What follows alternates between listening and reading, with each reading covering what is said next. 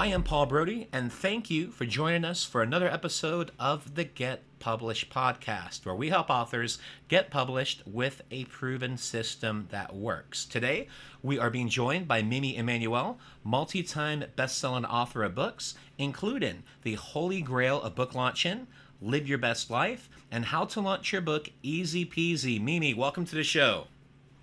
Thank you for having me, Paul. This is my pleasure entirely. Are you ready to get started?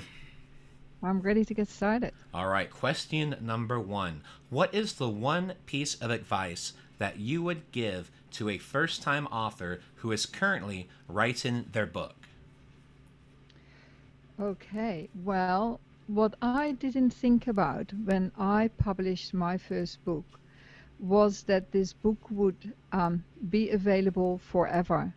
You know what I mean? You publish on Amazon or wherever you publish, and I think Amazon doesn't ever delete books. They'll sit there forever.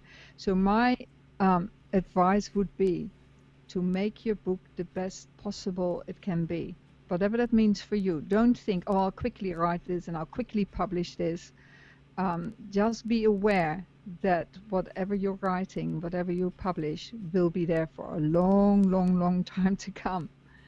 And that was something I didn't really think about when I published my first book. So I would, near enough want to go back and do it a little bit better. Yeah. Well, and there's two nice things with that. First, you're absolutely right. It's a legacy. And books are going to be here long beyond us because Amazon is not going anywhere. And they hold the marketplace. And the other point that you bring up is, and it doesn't have to be perfect the first time that you have your book out there, but the nice thing is that you can always go back and do second editions and third editions and fourth, and you can actually go back and make those changes. And the great part is within 24 hours, they're already updated. So it's one of those things where it can be a working document for essentially ever if you want it to be. Yes, that is a very good reminder indeed. You can go back and you can make these changes. Yep. So, but that's definitely, I didn't think about it. And I think if you have that in the back of your mind, like this book is going to be there for a long time, you write different as if you think, oh, well, I want to get this out. You know what I mean? Yes. Yeah. So question number two, what do you feel is the hardest part about getting published? Okay, for me, that really is to get all the bits and pieces in place as a one-man show. And when I say as a one-man show, that's not true. There's a lot of people involved in having a book published.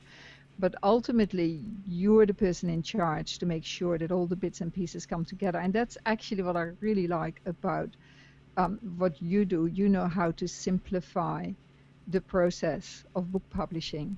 You manage to get it down into bite-sized pieces, and that in my world is the hardest part, to actually have all the bits and pieces in place and present a professional book, as opposed to the traditional publishers. They have whole teams working at it for a whole year, and so we are trying to do that ourselves.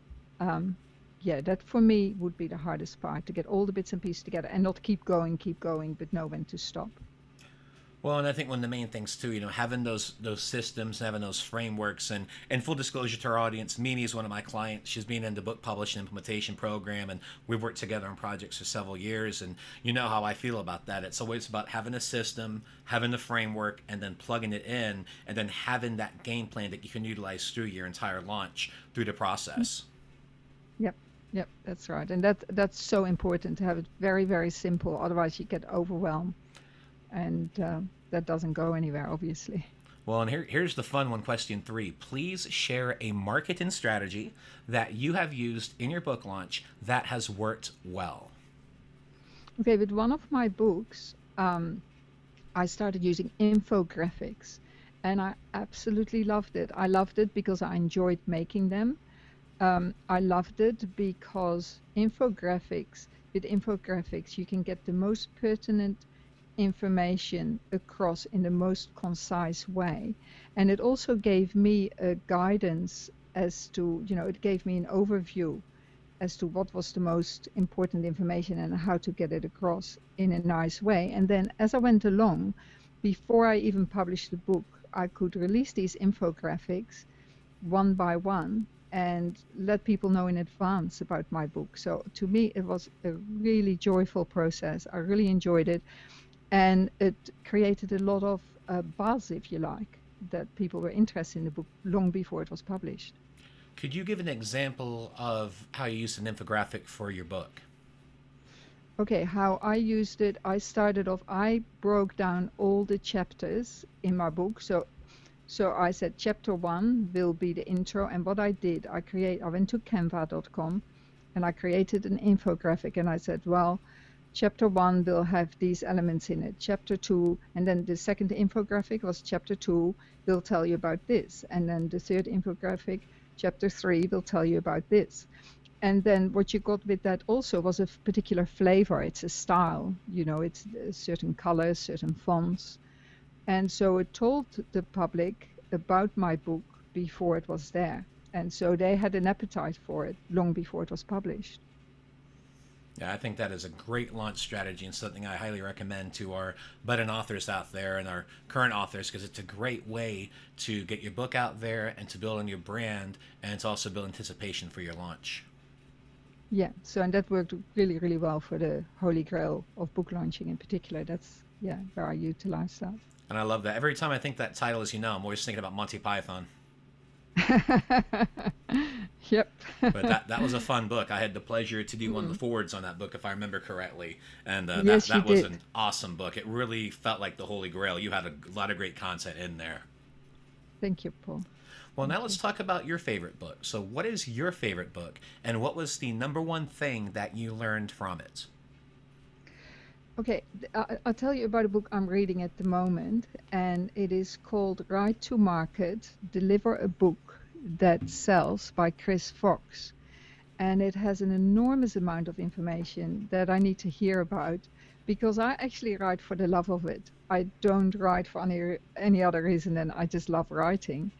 And what happens when you're like that, you can get a little bit lost in just because I enjoy it, I'm doing it, but not focused much on who I'm writing for. And you know that's a bad strategy. And it worked for me, because when I wrote The Holy Grail Book Launching and Launching Easy Peasy, I did that. And I wrote specifically to author friends who had asked me questions. So that was easy. That was writing to market. But the other books I wrote wasn't so much writing to market. And Chris Fox really breaks it down, how you do that. It's absolutely wonderful. And so what I'm learning from that is that you don't necessarily, I thought when you write to market, you're selling out, right? You can't write for the love of it as well as writing to market. And that's not true. It is simply researching your market, finding out what people want, and then write accordingly. And it makes perfect sense. It's just a process that I'm learning at the moment. I'm not very good at it because I simply hadn't looked into it, but I'm getting better at it all the time. And so, yeah, I really enjoyed that book, and I would highly recommend it. Excellent. And for a final question, what is your favorite quote and why? Well, I wonder if I can cheat a little and say two quotes. Sure. And one is that I heard one of my mentors mention, and he said, done is better than perfect. And I think that's very important. You mentioned it earlier also. You said, you know, it can't always be perfect. So done is better than perfect. And the other one is, and I say it all the time, your story is your legacy. Make it the best it can be. And just to be aware of that your story is your legacy. Excellent. Well, Mimi, thank you for being a guest on our show. What is the best way for people to find you online? If you go to www.mimiemmanuel.com, and then if you get to my website, there is a whole host of free tutorials. Somewhere on top it says free tutorials, and that'll help people, you know, with fun tutorials how to publish your book the best possible way. Excellent. Well, Mimi, thank you for being a guest once again on our show, and I wish you all the best in your author journey ahead. Thank you so much for having me, Paul. It was an absolute pleasure. Thanks again for joining us today. To learn more about how to get your book published with a proven system that works, grab a free copy of my book at getpublishedpodcast.com.